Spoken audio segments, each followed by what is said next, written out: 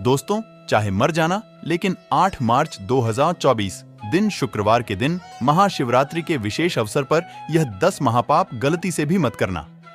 इस दिन अंधा व्यक्ति भी महाशिवरात्रि पर यह पाप कभी नहीं करता। साथ ही जानिए पूजा का शुभ मुहूर्त और पारण का समय क्या है।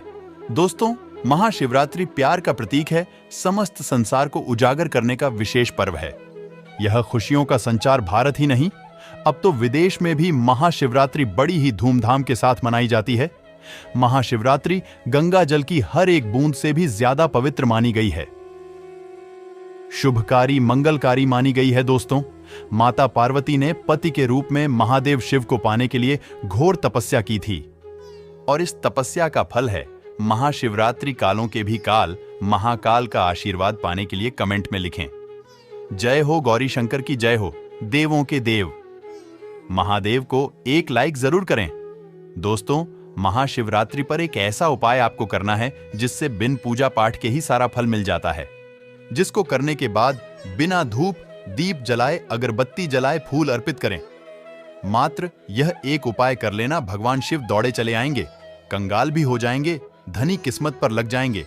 कर चंद दिन, दुगनी रात चौगुनी होगी, तरक्की होगी। आपकी मर्जी। वीडियो को लाइक जरूर करें। दोस्तों, भगवान भोलेनाथ को जल समर्पित करें। इस पर्व का शिव भक्त पूरे साल इंतजार करते हैं और भांग के रस में शिव के विवाह में लीन हो जाते हैं। नृत्य आदि करते हैं, जागरण आदि करते हैं, भंडारा करते हैं, क्योंकि यह महाव्रत विवाह में आने वाली सभी प्रकार की बाधाओं को दूर करता है, सभी की मनोकामनाओं को पूर्ण करता है। शिवरात्रि की रात है और सभी साधकों के लिए अद्भुत रहा है, जागने की रात है। कुछ लोग पूरी रात जागकर शिव पार्वती की पूजा करते हैं दोस्तों, और आज रात जागने का साइंटिफिक कारण भी है। जो योगी है वह इस रात को ऊर्जा का प्रवाह ऊपर की ओर होता है। इक्विनॉक्स यानी इस समय ग्रह का जो सेंट्रल फ्यूल फोर्स होता है एक खास तरीके से काम करता है और यह बोल ऊपर की ओर गति करता है। इसलिए योग परंपरा में यह नियम है कि इस रात में कोई भी लेटेगा नहीं। आपकी रीढ़ की हड्डी बिल्कुल सीधी होनी चाहिए दोस्तों, ताकि आपकी ऊर्जा जो है इस प्राकृतिक चढ़ाव का पूरा लाभ ले सके और ऊर्जा ऊपर की ओर जा सके। इसलिए इस रात जागरण करना है, सभी को जागरण करना है। और महाशिवरात्रि मनाने के पीछे कारण भी है। इस दिन चिन्ह होता है चंद्रमा, तो इसके माध्यम से पृथ्वी पर अलौकिक लयात्मक शक्तियां आती हैं जो जीवनी शक्ति में वृद्धि करती है। यद्यपि चतुर्दशी का चंद्रमा सीन रहता है, लेकिन शिव स्वरूप महामृत्युंजय, दिव्यापुंज महाकाल आसुरी शक्तियों का इस रात्रि में नाश करते हैं। इसलिए मार्ग हो, अनिष्ट की आशंका हो, आपके जीवन में लगता है किसी ने कुछ किया धरा हो, तो इस महामृत्युंजय शिव की आराधना करें। आज की रात आप अपनी सभी प्रकार के बुरी अनिष्ट शक्तियों से छुटकारा पा सकते हैं। जो लोग भोलेनाथ माता पार्वती की पूजा करना चाहते हैं वह इस दिन अपने घर पर भारत का शिवलिंग रख लीजिए।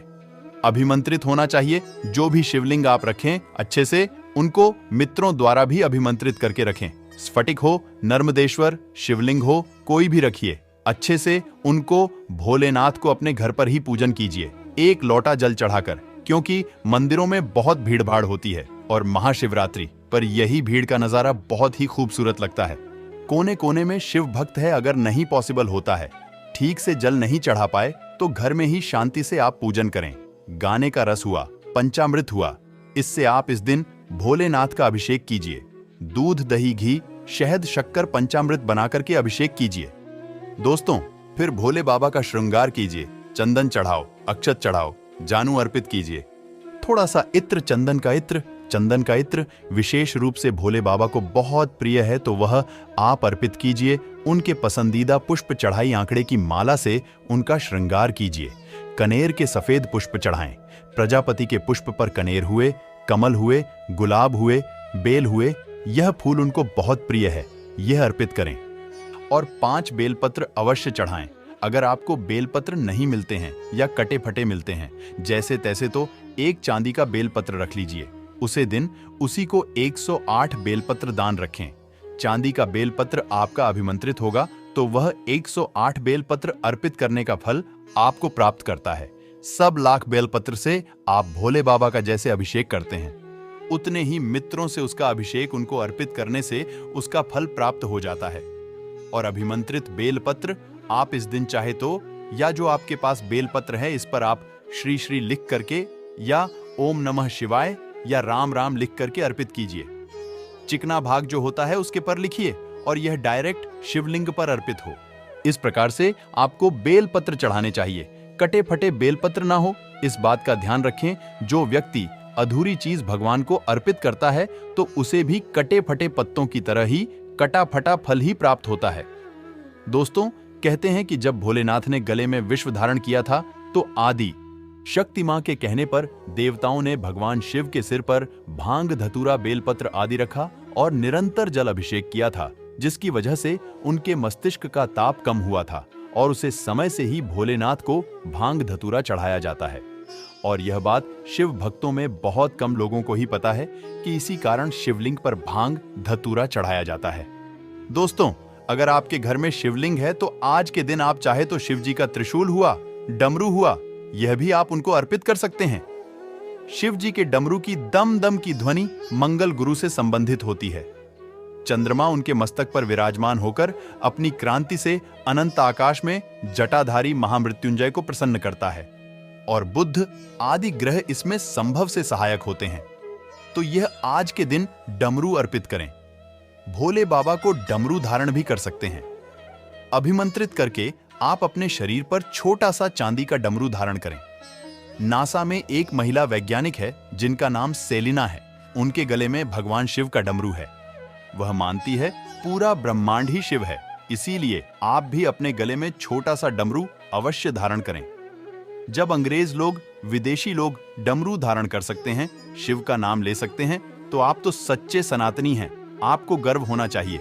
आपके ऊपर भगवान शिव का आशीर्वाद है। आप सनातनी हैं, लोग आपके धर्म को जान रहे हैं और आपके रोंगटे खड़े होना चाहिए कि भगवान शिव ही एक ऐसे सच्चे और साक्षात प्रमाण देते हैं कि मैं ही विज्ञान हूं, मैं ही प्रकृति, मुझ में समस्त संसार देख रेख के कान से लेकर जगत संसार तक आसमान का हर किनारा मुझ में ही समाहित है। दोस्तों, इसीलिए डमरू अवश्य धारण करें, त्रिशूल अवश्य धारण करें, लेकिन वह अभिमंत्रित होना चाहिए। सभी पुरुष इसको हाथ में कड़े की भांति धारण कर सकते हैं।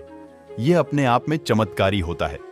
और भोले बाबा तो वह है जिनके सिर पर तो कांवरियां भी श्रावण मास में मटके फोड़ देते हैं। वह बेचारे फिर भी फल देते हैं, लेकिन भोलेनाथ जितना जल्दी प्रसन्न होते हैं उतना जल्दी क्रोध में भी आ जाते हैं। कुछ खास चीज होती है जो उनको बिल्कुल पसंद नहीं आती है। आज हम बात करेंगे उन चीजों की जहां एक और भांग धतूरा उनको बहुत प्रिय है। जल का अभिषेक करना उनको बहुत प्रिय है। पंचामृत, गन्ने का रस, इससे आप अभिषेक कीजिए, उनको बहुत प्रिय है। इतरा के जल से अभिषेक कीजिए।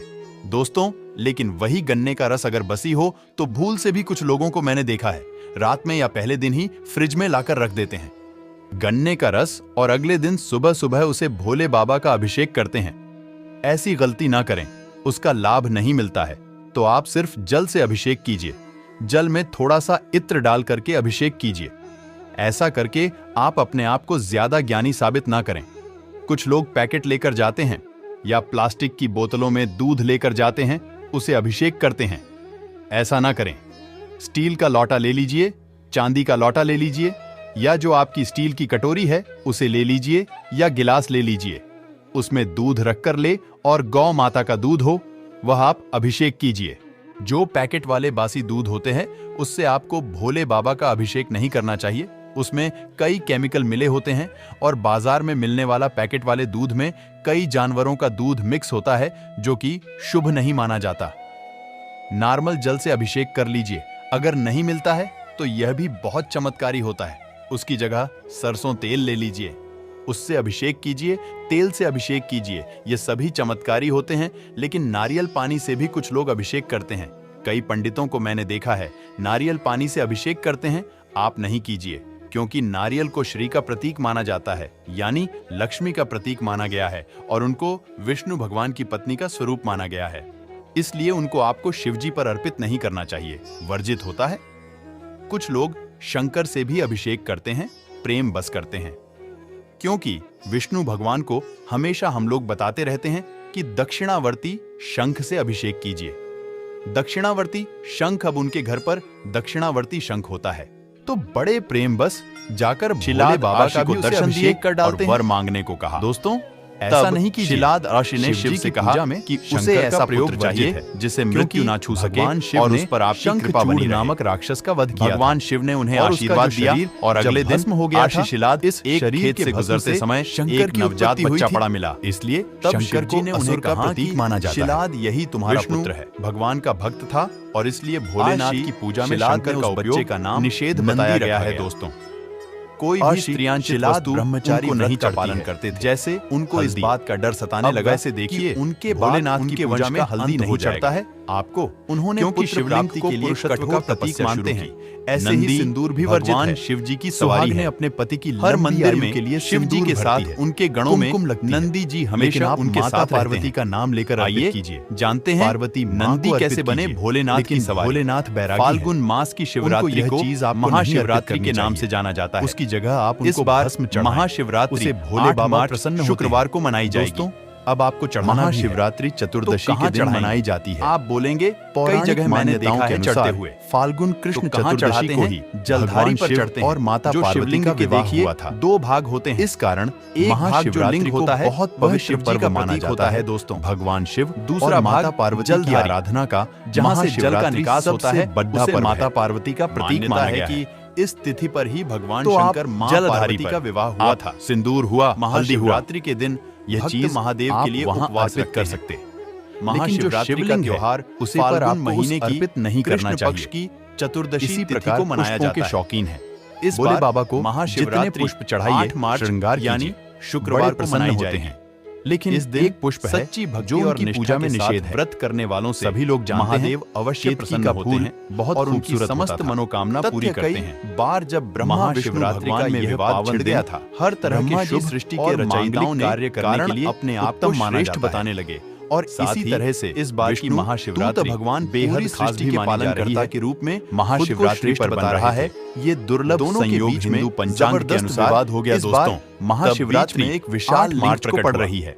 अब दोनों देवताओं में ये सहमति हुई। शुक्र प्रदोष व्रत निश्चय किया गया है कि इस धार्मिक मान्यता के अनुसार जो पता चलेगा व्रत रखने से सर्वश्रेष्ठ भगवान शिव सभी मनोकामनाएं दोनों देवताओं ने शिवलिंग की विपरीत दिशा में शिवलिंग की छोड़ ढूंढने की महाशिवरात्रि भी पड़ रही है। काफी समय हो गया, ऐसे में किसी को भी शिवलिंग का छोड़ नहीं मिला। संयोग से विशेष लाभ मिल गया। भगवान तो लौट गए। महाशिवरात्रि का थोड़ी देर बाद महाशिवरात्रि की चतुर्दशी की शुरुआत 8 मार्च को जब ब्रह्मा जी ने लौट के आए 57 मिनट पर में विष्णु भगवान से कहा कि मैं तो शिवलिंग के चोर को ढूंढ कर आया हूं और उन्होंने केतकी के फूल को इस बात का साक्षी बताया, लेकिन मार्च को ही ब्रह्मा जी ने झूठ बोला था। महाशिवरात्रि का पूजन ब्रह्मा जी जब सत्य बोल रहे थे तो शिव भगवान वहां प्रकट हुए और ब्रह्मा जी का गुस्से में एक सिर काट दिया। 5 मिनट से लेकर 9 मार्च को श्राप रात 12:46 तक फूलों का इस्तेमाल नहीं होगा और इसी श्राप की वजह से केतकी के फूलों को शिव जी की पूजा में निषेध बताया जाता है। समापन उनको नहीं चढ़ता है। 9:28 तरफ भी बहुत अत्यंत सुगंधित भी होता है।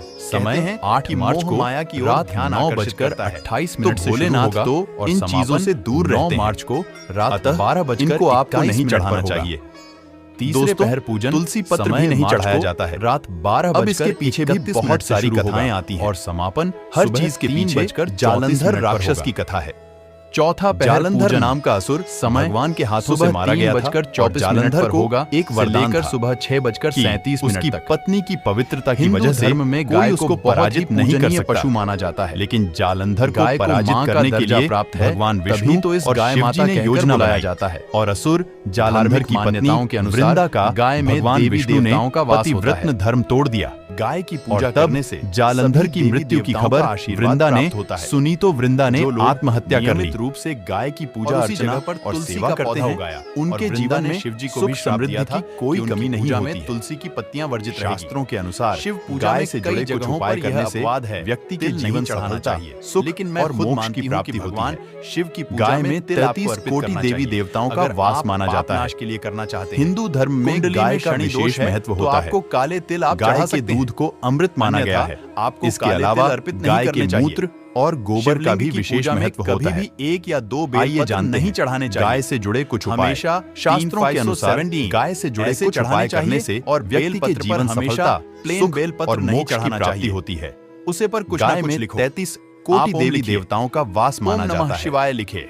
राम राम में गाय को बहुत इसके बाद पशु माना जाता है। चिकनी भाग गाय को मां का दर्जा प्राप्त है और इस समय भी तो इस गाय माता कहकर बुलाया जाता है। कटे फटे धार्मिक मान्यताओं के अनुसार गाय में देवी देवताओं का वास होता है। सकते हैं गाय की पूजा करने से सभी देवी देवताओं का आशीर्वाद प्राप्त होता है। इससे आप जितना चंदन जो लोग नियमित रूप से गाय की पूजा अर्चना और सेवा करते हैं उनके जीवन में ऐसी गलती कभी नहीं करिए। कोई कमी नहीं अनामिका उंगली को छोड़कर शास्त्रों के रिंग फिंगर है गाय से जुड़े कुछ उपाय करने से किसी भी दूसरी उंगली से सफलता आपको चंदन नहीं लगना चाहिए। सिर्फ पूजा में भोलेनाथ की पूजा में अनामिका उंगली को ही शुभ माना गया है। भोलेनाथ की पूजा धर्म में गाय का हमेशा कहता हूँ होता है। अक्षत का उपाय भी बताने वाला अमृत माना गया है। जबरदस्त उपाय है दोस्तों। गाय की पूजा में और गोबर का भी विशेष महत्व होता है। अक्षत आइए यानी जानते हैं बिना टूटे हुए चावल कुछ उपाय। टूटे हुए चावल गाय से जुड़े कुछ उपाय से भी शिव जी की पूजा में नहीं चढ़ाए। स्नान करने के बाद सबूत भगवान के दर्शन मात्र 5 दाने चावल चढ़ाता है। उसी प्रकार से स्नान करने के बाद तो एक मुट्ठी चावल का नियम आता है अवश्य करनी चाहिए। आपको सारी पूजा करने के बाद रोज पूजा करने से सभी देवी देवताओं का आशीर्वाद प्राप्त होता है। लेकिन घर में चावल नहीं खाना बनाने के बाद दाने ही अर्पित कीजिए गाय के लिए निकालें श्रेष्ठ और रोटी खिलाकर और यह चावल प्राप्त तो इस पर सुगंधित धार्मिक मान्यताओं के अनुसार आप इसको जो लोग रोज गाय माता की सेवा करते हैं अक्षत चढ़ाने का मां लक्ष्मी प्रसन्न रहती है और धन दौलत की वर्षा करती है कि हमारा पूजन रोज हरा चारा की तरह पूर्ण हो। दोस्तों में सुख समृद्धि अन्य में श्रेष्ठ होने के कारण बुधवार इसको चढ़ाते समय यह भाव रहना चाहिए कि जो भी अन्य हमें प्राप्त होता है मुक्ति मिल जाती है वह आपकी कृपा से प्राप्त होता है और पीठ को सहलाने से अंदर यही भावना बनी रहे मुक्ति मिलती है। और इस प्रकार से भावना करते हुए अंत में ज्योतिष को एक मुट्ठी चावल जरूर अर्पित करना चाहिए कि विवाह जैसे मंगल कार्यों के लिए खूबसूरत दिन है और बेला भोलेनाथ को मुहूर्त अरहर की दाल के पत्ते संध्या काल में जब गाय जंगल से घास दिखाकर आती है इससे तब गाय के धुओं से उड़ने वाली धूल समस्त पापों का नाश करती है। तकलीफ दूर नहीं हो रही। नवग्रहों की शांति के लिए विशेष गाय की विशेष भूमिका होती है। तो मूंग की दाल मंगल के अरिष्ट होने पर में लाल रंग की गाय की सेवा करे तो गेहूं चढ़ाना चाहिए। ब्राह्मण को और गोदान खराब मंगल के प्रभाव को क्षीण कर देता है। मिट्टी का हो इसी तरह शनि की दशा अंतरदशा और साढ़े साथी के समय तो काली गाय का दान मनुष्य को कष्टों से मुक्ति दिलाता है। चढ़ावा प्रसाद है बुध ग्रह की अशुभता के निवारण हेतु गायों को हरा चारा खिलाने से राहत मिलती है। गलती से भी शिवलिंग पितृदोष होने पर गाय को प्रतिदिन या अमावस्या को रोटी गुड़ चारा आदि खिलाना चाहिए होता है। चंदेश्वर का पूजा से लक्ष्मी यानी यह प्रसाद भक्तों को मानसिक गाय का धार्मिक महत्व प्राचीन काल से शिवलिंग पर चढ़ा प्रसाद नहीं खाना मानते आए हैं और हर प्रकार से शिवलिंग की जब परिक्रमा की जाती है एवं तो गौपालन चंद्रमा जोर दिया जाता रहा है।